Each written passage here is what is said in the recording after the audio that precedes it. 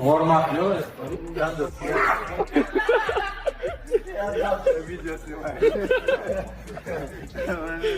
готов, всегда готов.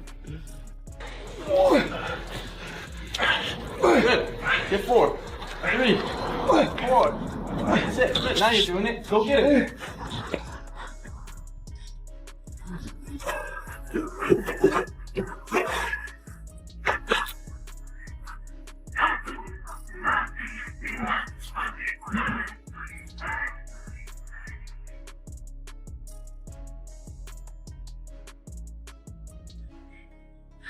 Now we're doing it. Now we're doing it good.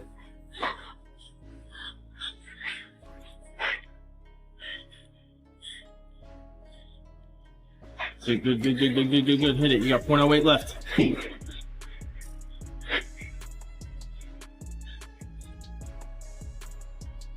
97, 98, 99, 100. Good. That's it. Run it. Come on, Khalil. Run those hands.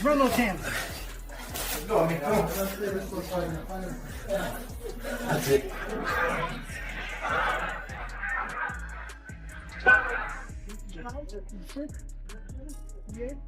And then in between rounds, kind of acting almost as like a coach and working together. But they have such an amazing relationship. How influential is Khamzat going to be on your camp as well out here? Because you have a camp coming up soon. Yeah, Khamzat, like I said, he has a lot of experience and he can help me a lot. And especially with my wrestling and my. Once you train with him and once you work out with him, once you see him dragging in the gym like everybody else and trying to wrap his hand and just like trying to get the motivation to get through a workout. Once you feel him and you sweat with him and you watch other guys go, the mask is off. And Chimaev is very much one of these guys that has a mask. There was an aura around Chimaev. Now what's going to happen is between these guys, and I fully do believe that Chimaev feels that he got the best of Sean and that Sean's going, hey, wait a minute, there's a little bit more to the story, which is very real in the practice room. It's very real even when guys go head to head. One guy sat out the round before and the other guy had his hardest round the round before, and now it's right. There's all sorts of things and there's all sorts of math that's going on in a fighter's mind. Like a fighter could openly lose rounds to another guy and go, no, but I got the best of you. And then have his reasons why. And a training round is very deceptive. You're grappling at 100%, but you're striking at 80%. And that's a broad stroke term, but that's pretty No, I know Imamov and Khamzat kind of don't want to fight each other. I'm not really excited for that fight. Not a lot of people are, but the Strickland fight, I believe I faced Strickland. In the striking, he definitely beats Khamzat for sure. Khamzat, a problem to deal with when he has you on your back. We've seen that many times. With Strickland, what he does brilliantly, I took Strickland down, I think 7 times. The way he gets up to hold him down is incredibly hard. At Extreme Couture, where they specialize in that cage wrestling, getting back to his feet. And Strickland's a lot stronger than people might think. I think he has a very good chance in that fight. When Khamzat Chimaev steps into the octagon to battle Sean Strickland in what everyone's calling one of the biggest fights we'll see this year, there's something you need to understand. This man isn't walking in there by himself. He's got the relentless spirit and elite level expertise of Arman Tsarukyan pushing him to new limits every single day in training. These leaked footage clips from their gym sessions have been making waves online, and honestly, the fight community is completely divided on who takes this one. But listen, the question isn't really about who wins or loses anymore. What we should be focused on is just how violent and intense this collision is going to be. Picture this scenario where absolute mayhem crashes into methodical precision, where non-stop aggression meets technical mastery head to head. When that clash happens, brother, the fireworks are going to be unreal. Here's what I think. Strickland is going to get in his head, force him to go crazy early on. His plan is to defend, get him tired, and then start to... Here's what blows my mind about this whole situation. Every time Arman Tsarukyan talks about those sparring rounds with Khamzat Chimaev, you realize immediately that what's happening in that gym isn't just regular fight preparation. We're witnessing a complete transformation taking place right before our eyes. From the brutal intensity they bring to every single session to the continuous knowledge sharing between these two killers, Arman describes what sounds like two absolute savages elevating each other's games daily. The wild part is how, despite their obvious size differences, which should definitely matter, there's this one element that dominates everything else, and that's pure mentality. Chimaev's dedication to perfection is completely unhinged, his training approach is absolutely relentless, and his willingness to both absorb new concepts while teaching his own methods to Arman is creating something special that camps will study for decades. With this monster fight against Sean Strickland approaching fast, the connection and understanding they're developing could spell absolute disaster for anyone else who has to face what's coming next. Arman, I gotta ask you this. The thoughts on Khamzat Chimaev here again for his second camp. You were so part of the first camp, him going to get the title against DDP. Now he's doing the second one here at Jackson and Santo. You guys have had amazing relationship. We see all these videos of you guys training at Santo Performance Studio, training at Coach Cal's, you know, on the bikes. Talk to me about training with him. I know he's bigger than you. I know he brings in a lot of different guys, but the energy, the training, the sparring, what's it like? I mean, Khamzat, he's a hard worker, and so now he's a UFC champion, and it's good when you have like this sparring partner, friend, and who can show you and tell you something, and like we share like our experience and grow and get. Listen, when Chael Sonnen breaks this whole thing down, one thing becomes obvious right away. This Strickland versus Chimaev matchup has way more unknowns than certainties floating around it right now. Think about all the chaos surrounding this fight. Social media callouts happening every other day. Dricus du Plessis campaigning hard for another title opportunity and making serious noise. Plus all these rumors about Chimaev potentially jumping weight classes, which would flip everything upside down. The entire middleweight landscape feels like it's in complete disarray, with nobody having any clue what comes next. But through all this madness and uncertainty, Sonnen highlights one thing that can't be argued with or denied. Chimaev is deep in training mode right now, looking significantly more massive than we've seen him before, clearly stronger and more dangerous, and his focus appears to be dialed in completely. When a fighter with Chimaev's natural ability and that level of destructive potential is quietly grinding while everything around him remains unsettled and unpredictable, experience tells us that usually means absolute devastation is about to unfold.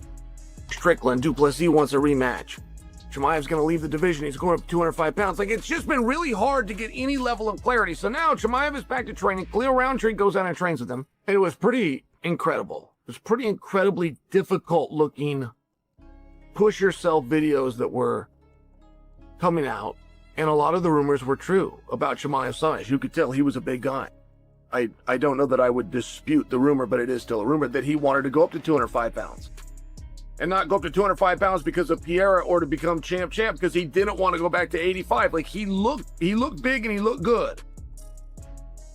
So now you got Strickland. Now diving deeper into his analysis, Sonnen really breaks down something that tons of people get completely wrong about this matchup. He makes it clear that Khamzat isn't nearly as limited or predictable as casual viewers and even some experts want to believe. Here's what actually happens in there. Opponents prepare for a grappler. They build their entire strategy around stuffing takedowns, but then reality hits them like a truck. He's incredibly difficult to handle in the clinch and nearly impossible to keep grounded even if you somehow manage to put him down there. Chael also responds to Dricus du Plessis going public with his support for Strickland, claiming that Sean might actually hold advantages in the striking department when they're trading on the feet. But here's where Chael shows his skepticism pretty clearly. The whole assumption about Strickland's striking superiority comes with some serious question marks hanging over it. The reason is simple but crucial. Khamzat's stand-up game hasn't been truly challenged at championship level against world-class strikers, and that massive unknown element could completely change how this entire fight unfolds in ways that shock everyone watching. The first time you go with this guy, you think he's a wrestler. When you don't know anything about him, and you haven't met yet, and you just feel him at the end of the workout, you think he's a wrestler. Dricus talked about how hard he was to take down, talked about he's even harder to keep there. And it's a very interesting concept. I mean, Dricus went as far as to say that he thinks that Sean's got a very good chance in the fight, and he said in a stand-up realm that Sean is much better than Chimaev. Now, I would challenge Dricus on that, but I would challenge him very respectfully, like as the former champion who's been in the ring the better part of 75 minutes with these guys. He has the right to his opinion, but it did surprise me. Like, what do you mean meaning Strickland? What do you mean he's meaningfully better in the striking than... Speaking of Dricus du Plessis and his take on things, he's putting out a pretty daring prediction that's definitely going against popular opinion. He believes Strickland might actually hold advantages over Khamzat when they finally throw down, which isn't what most analysts are saying at all. While basically everyone acknowledges that Khamzat becomes an absolute monster once things hit the mat. We're talking about elite level ground control that's suffocating. Dricus feels that Strickland's striking precision and his underrated physical strength could make him genuinely dangerous during the stand-up exchanges. If that reading of the situation proves accurate, if Dricus is seeing something others are missing, then this battle might end up being much tighter and more competitive than the majority of people are predicting right now. Given that both men bring such contrasting approaches to fighting, Khamzat with his grappling dominance and overwhelming pressure, Strickland with his striking volume and endless conditioning, this is all the ingredients of a genuine style versus style war that defies predictions. Each moment of contact could shift everything in either direction. That's precisely what makes this such an essential viewing experience for anyone who appreciates elite-level mixed martial arts competition. I know Imamov and Khamzat kind of don't want to fight each other. I'm not really excited for that fight. Not a lot of people are, but the Strickland fight, I believe I faced Strickland. In the striking, he definitely beats Khamzat for sure. Khamzat, a problem to deal with when he has you on your back. We've seen that many times. With Strickland, what he does brilliantly, I took Strickland down, I think 7 times. The way he gets up to hold him down is incredibly hard. At Extreme Couture, where they train, they specialize in that cage wrestling and getting back to his feet. And Strickland's a lot stronger than people might think. I think he has a very good chance in that fight. Now when you hear what Colby Covington has to say about this matchup, he's telling a completely different story from Dricus's prediction. Colby's making the bold claim that Khamzat would demolish Strickland without much resistance, basically treating it like a foregone conclusion. From his perspective, and he's pretty vocal about this opinion, Strickland has zero chance once this battle inevitably transitions to the canvas, which is exactly where Khamzat's crushing strength and non-stop aggression would take complete control of the situation. Colby doesn't see this as some competitive war that could swing either way. He views it as a complete skill mismatch favoring Khamzat. He envisions what could be a vicious demonstration of Khamzat's physical dominance and grappling mastery, the type of statement performance that ends swiftly and convincingly, leaving zero questions about who the superior fighter really is. Strickland or Chimaev? Oh yeah, Strickland is fighting. That fight doesn't really make sense, does it? Nah, not really. Because it's just a grappler versus a... Grappler versus striker. Yeah. Strickland's gonna get taken down and beat up. It's gonna be bad. It's gonna be bad. Khamzat's gonna beat him up pretty good. Oh my god, you don't like Khamzat? Nah, I mean, we were supposed to fight at one point, and Damn, he's we're at supposed to fight 170. everyone, bro. Yeah. You know, when I was in my prime, you know, a couple years ago, he was at 170. Here's something wild that came out. Apparently there were serious attempts to book Colby against Khamzat at some point in the past, but for whatever behind the scenes reasons, that fight never actually came together and materialized. Meanwhile, when you check out what Bisping and his crew of analysts are predicting, they're actually giving Strickland the slight edge, which probably surprises a lot of people. They're highlighting specifically his incredible cardiovascular endurance that seems endless, and his surprisingly solid defensive instincts that don't receive enough recognition. They make this crucial point that's worth considering. While Khamzat absolutely dominates when he gets takedowns and establishes position, Strickland has never really been held down and controlled by anyone in his career. Plus he has this frustrating, awkward movement style that just throws opponents off their rhythm. So if Khamzat can evolve his approach and not depend entirely on wrestling like he normally does, if he can create variety and keep Strickland off balance, then this fight transforms into an absolutely captivating chess match between strategy and raw power. Each exchange becomes like a high-stakes puzzle where timing, accuracy, and the ability to adapt might ultimately determine who gets the victory. With both fighters possessing such distinctive strengths that directly counter each other's games, one strategic adjustment or one crucial sequence could completely alter the momentum and decide the entire outcome of this war. The striking ability, you have to lean a little bit towards Strickland. The cardio advantage, I'd say again, Strickland. His defense is actually not bad. Not just through his striking. I don't think anybody's ever held him down before. He does have good defensive wrestling. We know if you can't get Strickland down, and he starts marching downhill, it's a problem. Strickland had this weird style and just kind of throws his hands up to kind of block and leans away to where it's very difficult to hit him. Khamzat has really good striking. If he can switch the mentality to where it's not just, I have to get this guy down, this could be that fight. We really start to see that arsenal. Moreover, when Sean O'Malley enters this discussion and analyzes things from Strickland's angle, he brings up something really compelling that deserves attention. While it's absolutely true that Sean Strickland has never fought a truly world-class wrestler at championship level, someone who's a complete specialist in that discipline, his grappling fundamentals and takedown prevention are legitimately elite, way better than most people realize or acknowledge. The key question that O'Malley raises, and this could determine how everything plays out, is whether Khamzat can maintain his usual relentless tempo against someone who refuses to stay planted on the mat when you put them there. Consider this scenario, constantly taking Strickland down, burning all that energy to secure position, only to watch him pop right back up to his feet immediately afterward. That cycle could genuinely start draining Khamzat as the fight moves into deeper waters. Getting one takedown is manageable, but O'Malley explains this perfectly. When you're forced to shoot for takedowns repeatedly, 5 or 6 times per round, when you're grinding for position over and over again, that begins taking a massive toll on your energy reserves and your mental approach. Even though almost everyone assumes that Khamzat will eventually establish dominance at some point during this contest, he's simply too skilled and too strong not to. The cumulative fatigue from endless scrambles and position battles could become the deciding element in this entire clash between these two warriors. Has Sean Strickland ever fought a really, really strong wrestler? I looked through his resume and he has not. Not really fought a strong wrestler, but he's known for having really good grappling, really good takedown defense. But there's just different fucking levels of grappling, and Khamzat is at the highest level. Like him and Islam are the two. They're just so dominant in that aspect. Sean Strickland has great cardio.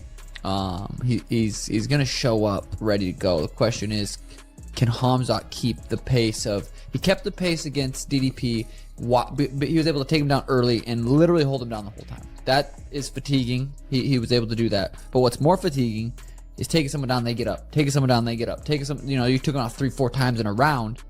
That's going to start to wear on Khamzat. If Sean can get up, and that's going to be the question mark there. I feel like Khamzat...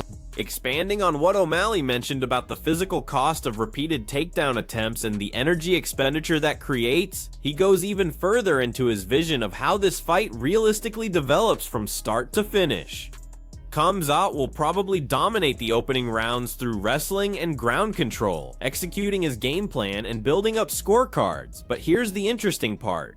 Strickland's ability to make mid-fight adjustments and his defensive intelligence could begin changing the dynamics as they enter the championship rounds. O'Malley makes some fascinating comparisons to fights we've witnessed before, like Charles Oliveira versus Islam Makhachev, and he stresses this vital concept. Even seemingly unstoppable grapplers can face unexpected challenges when they encounter opponents who simply won't quit and have the conditioning to match their pace. This transforms the Strickland versus Chimaev showdown into a genuine examination of stamina and tactics, a battle that could legitimately go back and forth from the opening seconds to the final bell. Every moment of contact, every scramble, every tactical change that coaches suggest between rounds could end up separating victory from a crushing loss. Eric Nixick, who serves as Sean Strickland's head coach, provides this fascinating insight when he looks back on the period when Strickland actually trained alongside Khamzat before this fight was even discussed or considered. He describes that training period as an invaluable educational experience rather than some kind of scouting mission for a potential future fight, because back then nobody imagined they'd eventually compete against each other. He really stresses how beneficial it was for Sean and the entire team to observe Khamzat's methods up close, to feel his ground pressure firsthand, to understand his complete fighting philosophy and training mentality. Nixick explains that having someone with Khamzat's abilities in their gym daily pushed everyone to evolve and raise their standards across every aspect of their preparation. What began as simply an opportunity to learn and study, to absorb new approaches and tactics, has now transformed into an actual scheduled fight, which creates this additional layer of storyline and intrigue to their upcoming collision. That insider knowledge and direct experience could potentially provide Strickland with some valuable understanding of how Khamzat operates, how he processes situations, what his natural instincts are. But whether that intelligence is sufficient to shift the odds in Sean's favor when they're actually competing inside the cage, that question remains unanswered and represents one of the most intriguing storylines surrounding this entire matchup. Building upon those revelations about Strickland's previous training sessions with Khamzat and the knowledge gained during that period, Nixick details why he maintains genuine optimism heading into this contest despite Khamzat being heavily favored by odds makers. He identifies specifically Sean's unorthodox fighting approach that consistently confuses opponents, his proven toughness that's been battle-tested repeatedly, and his non-stop pressure that never allows anyone to breathe, positioning these as crucial advantages that could determine the outcome. He also reveals that they've developed a very targeted strategy designed to force Khamzat to constantly restart his grappling sequences to prevent him from ever getting comfortable or finding his preferred rhythm. Throughout a complete 25-minute title fight, Nixick genuinely believes there's sufficient time to implement real adjustments, to evaluate what's effective and what isn't, to modify their approach as the battle progresses. Though he's careful to admit that none of this will be simple or guaranteed. This isn't about disrespecting Khamzat or being unrealistic about his capabilities. It's about identifying specific methods to take advantage of brief opportunities and create openings during what will probably be an extended, grueling tactical war between two elite competitors. Then you have Aljamain Sterling entering the conversation, bringing his own compelling viewpoint on how Strickland might actually implement this strategy that Nixick outlined. Sterling envisions this fight as potentially combining psychological pressure with physical pressure happening at the same time, with the objective being to push Khamzat into overextending himself in the early rounds, forcing him to work harder than he prefers, then capitalizing with striking combinations once that expected exhaustion begins appearing in the championship rounds. Sterling explains it in straightforward terms when he analyzes the situation. Strickland's going to mess with Khamzat's mind, frustrate him early by being difficult to pin down and annoying to deal with. Then when Khamzat begins slowing down because he's drained his energy reserves, that's exactly when Sean increases his output and seizes control. It becomes a test of patience and timing, where every single exchange, every scramble, every strategic choice could alter the momentum dramatically, and whichever fighter performs better under that intense pressure will probably earn the victory. Sterling continues his breakdown, and he's being completely realistic in his assessment. He admits directly that when comparing them skill for skill on paper, Khamzat appears to be the more versatile and complete mixed martial artist. His wrestling attacks are absolutely devastating and virtually unstoppable once he fully commits to them, and when he establishes position on the ground and locks in his control, escaping becomes nearly impossible for opponents. We've witnessed this pattern repeat itself fight after fight throughout his career, but Sterling identifies a potential weakness, a possible route to success for Strickland. It lies in Sean's documented durability that's been proven against elite competition and his mental toughness under extreme pressure that never seems to break even in desperate situations. Looking back at specific contests like Strickland's brutal war with Dricus du Plessis, Sterling observes something significant. If Strickland can genuinely frustrate Khamzat through constant movement and smart defensive positioning, if he can disrupt his normal flow and force him into uncomfortable fighting patterns, then the entire momentum of the fight could genuinely shift in unexpected directions. Strickland possesses a legitimate opportunity in this matchup. Sterling states with confidence, particularly if he can get under Khamzat's skin mentally and pressure him into fighting emotionally rather than tactically. He's emphasizing how mental games and psychological elements could become equally important as physical skills, potentially even more critical, and might develop into the determining factor in deciding who claims victory in this showdown. So here's what I'm curious about from all of you watching. After hearing these different perspectives from elite fighters, experienced coaches, and seasoned analysts who understand this game at the highest levels, who do you believe emerges victorious in this absolutely incredible battle between two of the division's most dangerous competitors? Will Khamzat's grappling dominance and relentless aggression prove overwhelming and unstoppable? Or will Strickland's conditioning, toughness, and unpredictable style frustrate Khamzat enough to pull off a massive upset that nobody sees coming? Share your thoughts and predictions down in the comments, because I'm genuinely interested in hearing how you all see this playing out and what you think the key factors will be. Hit that subscribe button if you want to stay updated on all the latest developments, analysis, and aftermath when this epic confrontation finally happens, because you definitely won't want to miss any part of what's about to unfold.